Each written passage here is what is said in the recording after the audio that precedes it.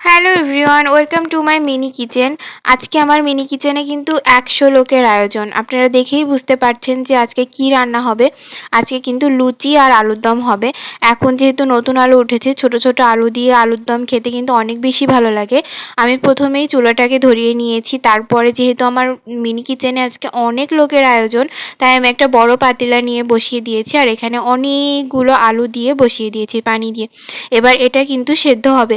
আর অনেকেই ভাবেন যে মিনি কিচেনের রান্নাগুলো হয়তো ফেক হয়, কিন্তু না, আপনারা দেখতেই পাচ্ছেন যে কিভাবে আগুন জ্বলছে। আর এখানেই কিন্তু পুরো রান্নাটা হয়েছে, আলু সেদ্ধ হয়েছে, লুচি ভাজা হবে, আপনারা দেখতেই পাবেন।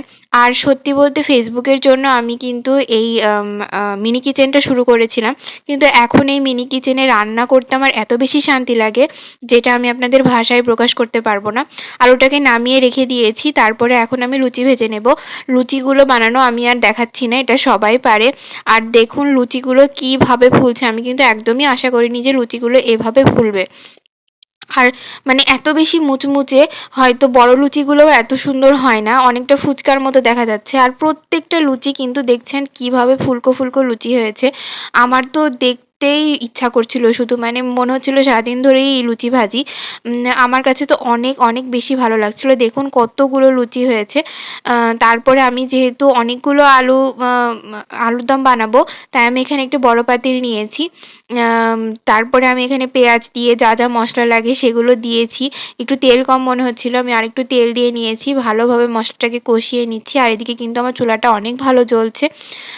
যেহেতু চুলাটা আমার দেখতে অত বেশি সুন্দর না, কিন্তু অনেক ভালো জ্বলে।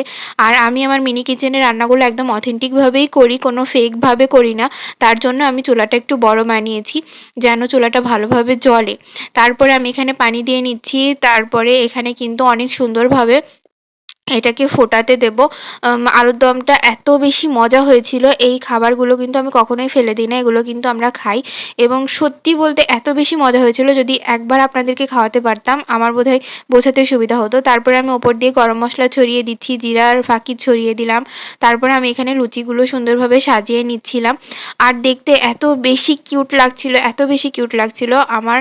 সত্যি বলতে যারা ডিপ্রেশনের রোগী আছেন আমার মতো, তারা যদি এই ধরনের কাজ করেন তাদের কিন্তু এক নিমিষে ডিপ্রেশন চলে যাবে, এত বেশি ভালো লাগছিল।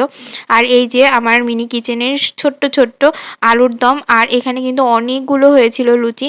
আর আমি আপনাদের ভেঙে দেখাই যে কত সুন্দর হয়েছিল।